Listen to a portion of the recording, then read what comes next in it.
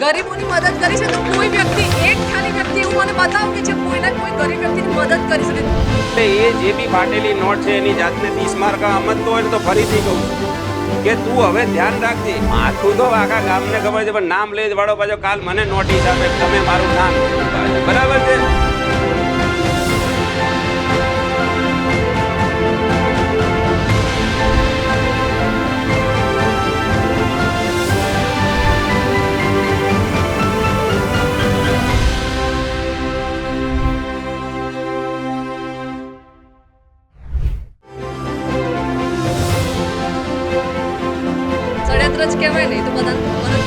જે હિંમતનગર સાબરકાંઠા ખાતે બીજેડ ગ્રુપના ઇન્વેસ્ટરો મોટી સંખ્યામાં ભેગા થયા છે.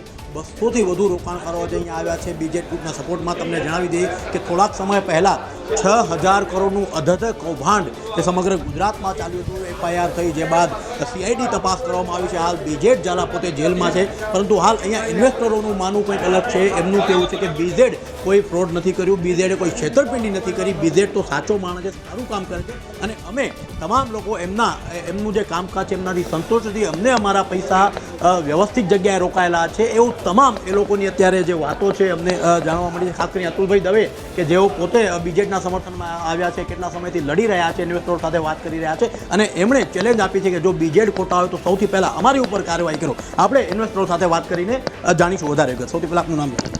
મારું નામ કરણબેન ચૌધરી છે. બીજેડને કોઈ ગુનો કર્યો નથી. બીજેડ હતું તો બધાના લોકોના ઘર ચાલતા હતા, પણ બીજેડ જ્યાંથી ગયું છે ત્યારથી તો લોકોના ઘરના ચૂલા પણ બંધ થઈ ગયા છે.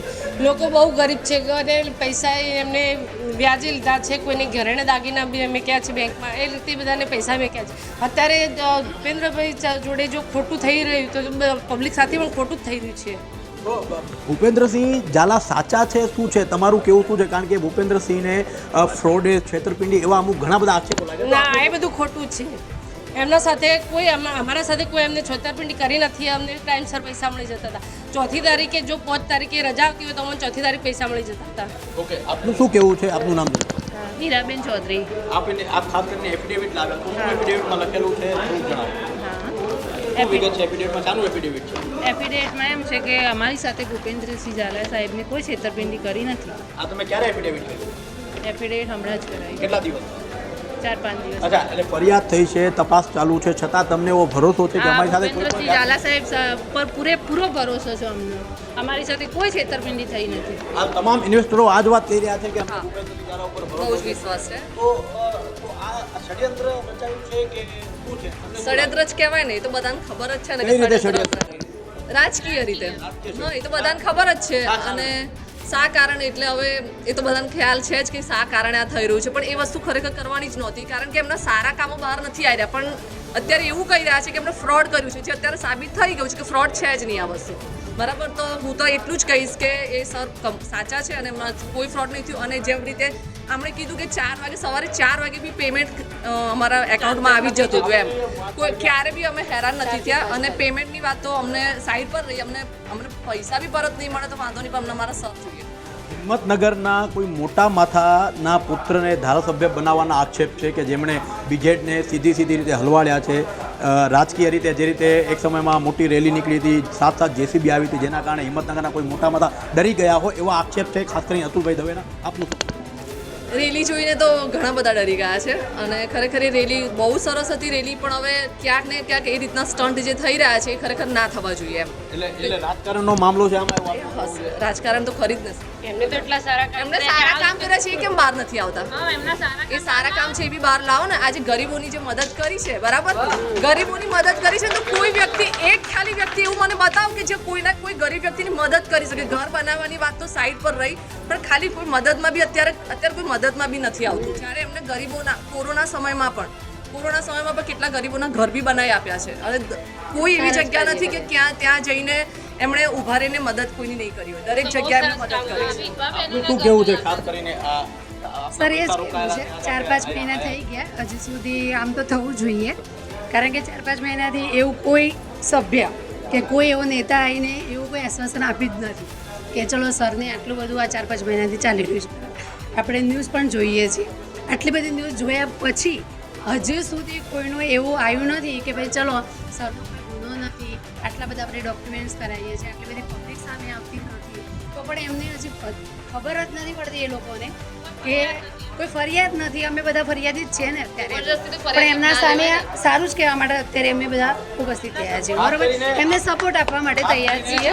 બીજું હું એ કહીશ કે માર્કેટમાં હજી સુધી કોઈના મોઢે મેં એ નથી સાંભળ્યું કે બીઝેડ સર આ કે ફ્રોડ કર્યું છે, ક્યાંય નહીં. અને હું બહુ જ ગર્વ મહેસૂસ કરું છું કે હું બીઝેડ ગ્રોમર સ્કૂલમાં એક ફેકલ્ટી તરીકે મારી જોબ કરી રહી છું. પ્લસ આટલા ટાઈમમાં એક પણ દિવસ એક પણ મંથ એવો નથી કે અમારી સેલરી નથી થઈ. જે લોકો બહાર એવું કહી રહ્યા છે કે અહીંયા સેલરી બી નથી થતી, એવો કોઈ જ પ્રોબ્લેમ નથી. અહીંયા બાળકો બી બહુ જ ખુશ છે. અહીંયા જ્ઞાન શક્તિ જે સ્કૂલ ચાલુ રહી છે ત્યાં પણ, પ્લસ અહીંયા જમવાની સુવિધા બધું જ 4 મહિના થયા નથી. બસ ટ્રાન્સપોર્ટેશનમાં પ્રોબ્લેમ થયો, બધું સારું ચાલી રહ્યું છે. જે રીતે હાલ આપ અહીંયા ઉપસ્થિત થયા છો, આપને ખૂબ જ ભરોસો છે, શું કહેશો બીજા? વેલગુડ, હું મોડાસાથી બિલોંગ કરું છું, પણ સર હું એક જ વાત કરીશ કે જે 11,000 જેટલા બી સમથિંગ મેમ્બરો છે એમના ચૂલા આજે છે ને સાહેબ ખરેખર બહુ ખરાબ પોઝિશનમાં છે. અને હું તો એમ જ કહું છું પોલિટિકલી સાહેબ ગમે તે હોય, પોલિટિકલી પ્રેશરના કારણે છોડવામાં આવે છે, પણ સાહેબ એમાંથી બહાર લાવો. જે બી હોય, જે બી કારણ હોય, જે બી પક્ષ હોય, એનાથી આપણે કોઈ લેવા દેવા નથી, પણ બીજાને બહાર લાવો સાહેબ. આ બધા છે ને બહાર આવી જશે ને તો બધાને દુવા મળશે. બસ મહેરબાની મારી. જે રીતે હાલ સમગ્ર મામલો સામે આવી રહ્યો છે, બીજેડ ગ્રુપ ખાસ જે કરીને ખૂબ સાબરકાંઠાનું છે, હિંમતનગરનું છે, અહીંયા આજે 200થી વધુ રોકાણકારો ભેગા થયા છે. આમ તો 11,000થી વધુ રોકાણકારો એમના ગ્રુપમાં રોકાણ કર્યું છે. વર્ષોથી આ રોકાણકારોને પોતાનું વળતર મળી રહ્યું છે. અચાનક આ લોકોનું કહેવું છે કે બીજેડ સાથે રાજકારણ રમવામાં આવી રહ્યું છે. 2027ની ઉમેદવારીના દાવેદાર હતા, જે અહીંના હિંમતનગરના જે મોટા માથાને વસ્તુ ન પચતી હતી, એમના દીકરાને ધારાસભ્ય બનાવવાની જે રેસ હતી તેને ક્યાંક ને ક્યાંક રોકવાની અને બીજેડને બદનામ કરીને ફરિયાદ કરવાનો મામલો કરવામાં આવ્યો છે. હાલ તો આ સમગ્ર મામલો હાઈકોર્ટમાં છે, ગુજરાતની કોર્ટમાં છે. તમામ લોકો લડી રહ્યા છે, કહી રહ્યા છે કે જેમણે પણ આ કાવતરું કર્યું છે, જેમણે પણ ફરિયાદો કરી છે, જેમણે પણ આક્ષેપો કર્યા છે, એમને આવનારા દિવસોમાં એમની સચ્ચાઈનો સામનો કરવો પડશે, એમને પણ કોર્ટના ધક્કા ખાવા પડશે. કમલેશ સોયડા, હમ દેખેંગે ન્યૂઝ.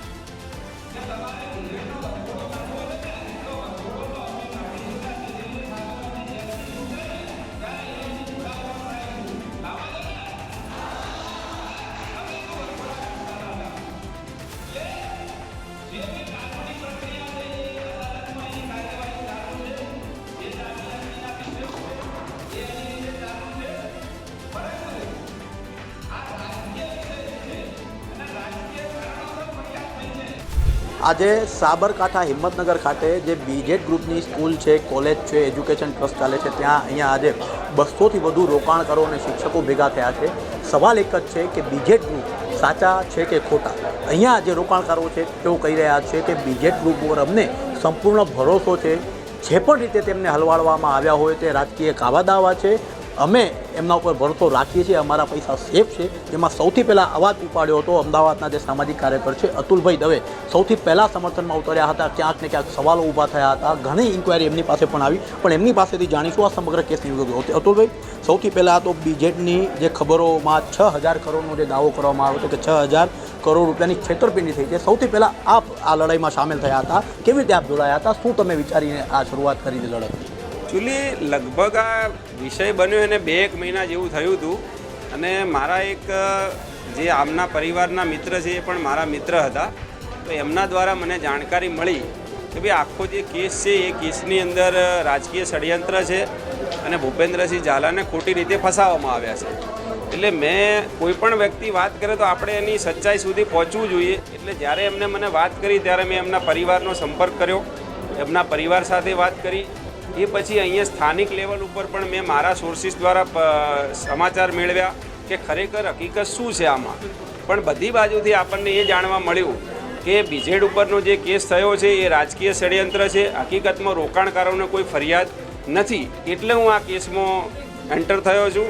અને મને આનંદ છે કે મારી સાથે સાથે તમામ ઇન્વેસ્ટરો ખભે ખભો મિલાવીને ઊભા રહ્યા છે. અહીંની સ્થાનિક પ્રજામાં ભૂપેન્દ્રસિંહ માટે બહુ જ લાગણી છે.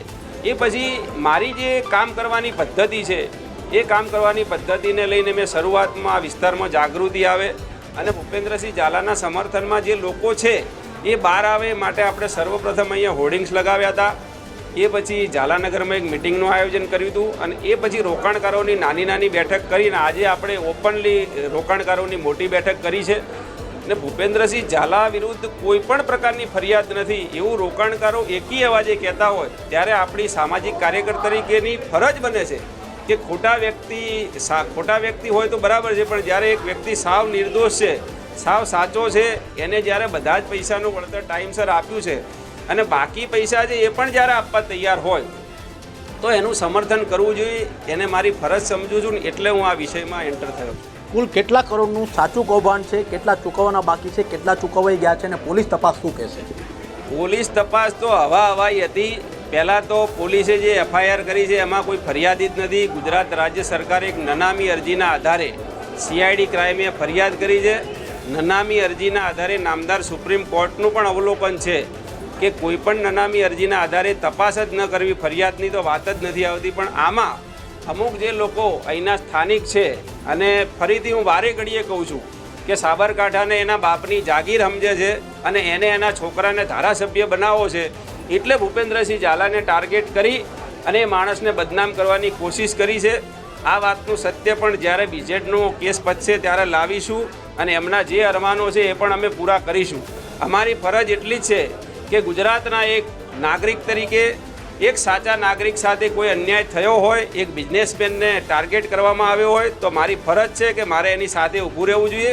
પછી મારે એના માટે આખી દુનિયા સાથે લડવું પડે તો એ લડવામાં પણ મને કોઈ વાંધો નથી. કેટલા કરોડ ચૂકવાઈ ગયા છે, કેટલા કરોડ બાકી છે ને એ રકમનું શું? 6000 કરોડની જે હવાઈ વાતો હતી એ તપાસના અંતે જે CID ક્રાઇમે પોતાના આંકડામાં એવું લખ્યું છે કે 6000 કરોડ રૂપિયા રોકાણકારોના લઈને ભૂપેન્દ્રસિંહ ભાગી ગયા છે. હવે જ્યારે આ ફરિયાદ થઈને રેડ પડી ત્યારે ભૂપેન્દ્રસિંહની બધી ઓફિસો ચાલુ હતી. આમાં ભાગી જવાનો ક્યાં પ્રશ્ન જ આવે છે? એટલે 6000 કરોડની વાત અમે તે દિવસે પણ કીધી હતી. જ્યારે ફર્સ્ટ મારી પ્રેસ થઈ ત્યારે પણ મેં કીધું હતું કે 6000 કરોડની વાત હવાઈ છે. એ આખી વાત ઉડી ગઈ.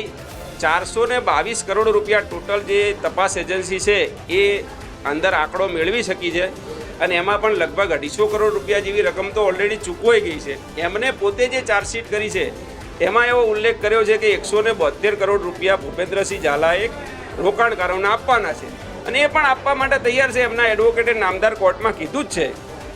અને જે રૂપિયા ચૂકવવાના છે એનાથી 4 ગણી એસેટ તો હું જોઈ રહ્યો છું ભૂપેન્દ્રસિંહ ઝાલા પાસે છે. એટલે રોકાણકારોની કોઈ એવું છે નહીં કે ભાઈ એમના પૈસા લઈને ભાગી જશે. એની પાસે એનાથી 4 ગણી મિલકતો છે.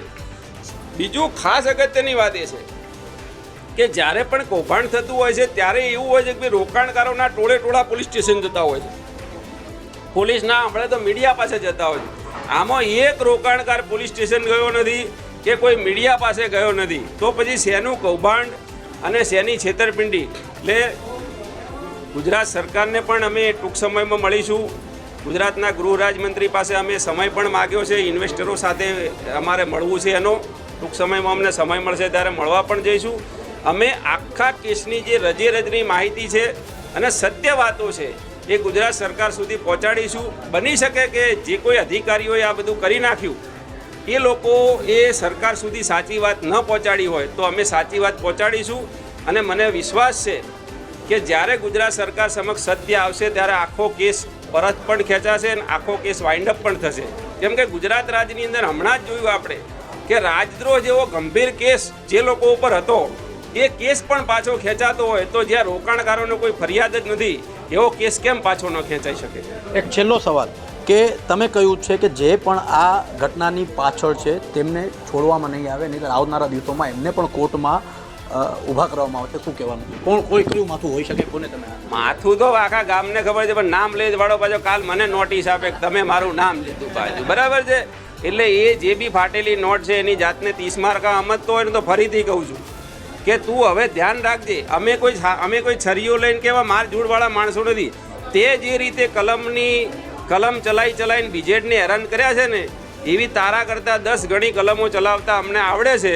અને તે અત્યાર સુધી કેટલા ધંધા કર્યા છે અને ક્યાં કેટલી સંપત્તિ ભેગી કરી છે ને એના કાચા ચિઠ્ઠા છેક નરેન્દ્ર મોદી સુધી પહોંચાડીશું. એટલે એને પણ એની નાની યાદ આવી જશે કે એને ખોટી જગ્યાએ હળી કરી દીધી. જે રીતે હાલ અતુલ કે તું હવે ધ્યાન રાખજે. અમે કોઈ છરીઓ લઈને કેવા માર જૂડવાળા માણસો નથી.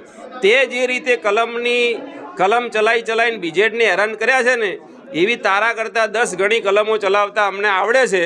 અને તે અત્યાર સુધી કેટલા ધંધા કર્યા છે અને ક્યાં કેટલી સંપત્તિ ભેગી કરી છે ને એના કાચા ચિઠ્ઠા છેક નરેન્દ્ર મોદી સુધી પહોંચાડીશું. એટલે એને પણ એની નાની યાદ આવી જશે કે એને ખોટી જગ્યાએ હળી કરી દીધી. જે રીતે હાલ અતુલભાઈ કહી રહ્યા છે કે જે લોકો આની પાછળ છે આવનારા સમયમાં ચેતી જાય, કારણ કે જે દિવસે ભૂપેન્દ્રસિંહ ઝાલા બહાર આવશે ત્યારે તેમને ફરીથી કોર્ટમાં લઈ જવામાં આવશે અને દૂધનું દૂધ અને પાણીનું પાણી કરવામાં આવશે. કમલેશ રોયડા, અમદાવાદ ન્યૂઝ, સાબરકાંઠા.